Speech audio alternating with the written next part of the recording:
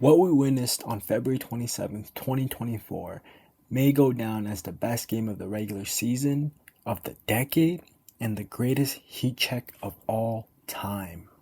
But before we get into that, I want to rank the other contending game of the year so far this season. And just for content purposes, I'm going to give each game a bit of context to build up why it was the game of the year. Honorable mentions: Devin Booker 28, 11, and 5 without Kevin Durant, but with a buzzer beater. Curry's insane shot from 3 against Phoenix. I felt bad for Cade and the Pistons, so I'm giving them a spot after their first win. Bogey gets it, and there we go. Dame's first buzzer beater in Milwaukee. Shit was crazy.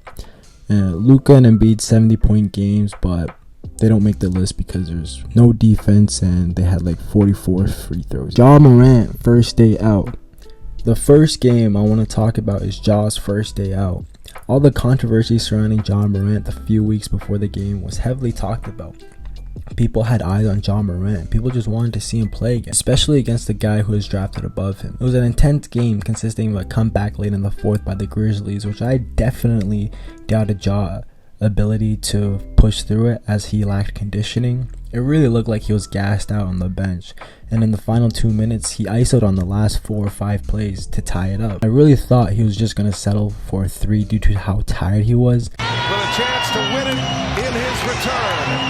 Here goes Morant. He spins. Morant scores! But he really showed how much of that he is and willed to the basket, giving this incredible story first day out. So tough, the Pelicans even had to clap for that one. Pacers on a run. A lot of confusion before the season started out on the in-season tournament. I remember having to explain the format hella times to casuals.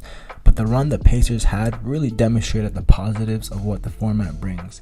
A young, unpredictable, fun team playing for something in a one-elimination format where upsets are more likely. They lit the world up with an intense back and forth against the loaded Celtics and followed it up with a Tyrese 27, 15, and 7 against Giannis and the Bucks. The world really found out who Tyrese was after a dagger shot that Halliburton called Dame time on. A superstar in the making, and it's happening. Rivalries are cool, but D'Angelo Russell is colder. Warriors versus Lakers, LeBron versus Curry. Everyone already knew the history, and the anticipation for this matchup is always going to be there.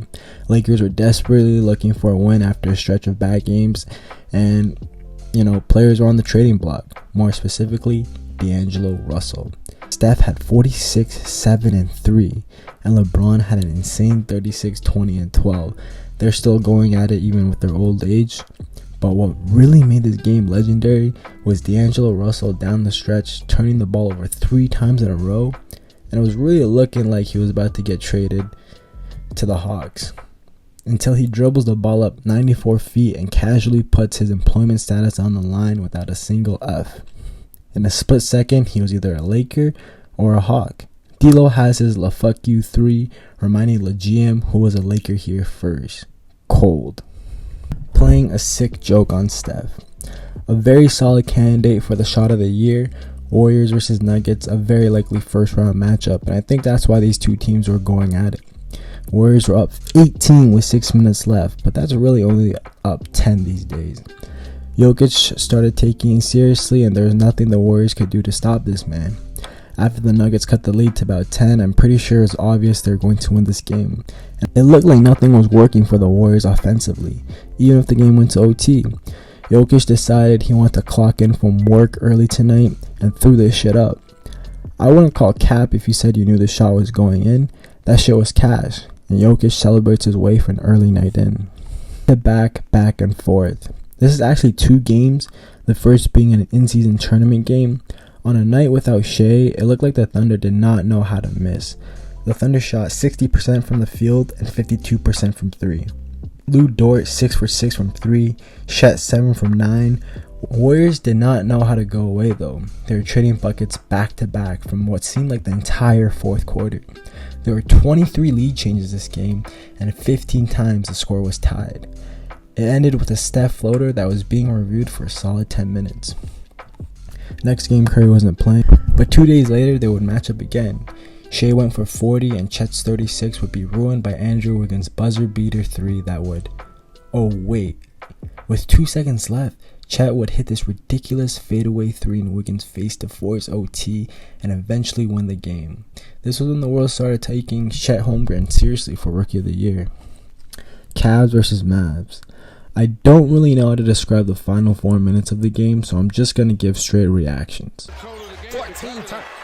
Hey, let's go. Let's go. Game ain't over. By Strus. Oh my God. That's from deep. Mitchell finds Strus. Strus wants to stay hot. Hey. Max Strus, one more. Lord have mercy. Max Strus. Dumps back to Mitchell. To Mitchell? Fire. Hey. Bro. Johnson back to Green. We're tied. Donovan fucking Mitchell, bro. Bro, where's Garland, bro? Get the fuck. Green. Houston Just gonna Allen step back? fires a 3. Oh! By Levert. A drive inside, and Kyrie bounces it in. 23.81. Try to get an easy shot. Leva has that tip by Mobley, but Doncic gets it back. Doncic dumps inside Washington, puts it in. 2 seconds left. The Cavs are out of timeout. Hey! Cavs got the shoes for the win!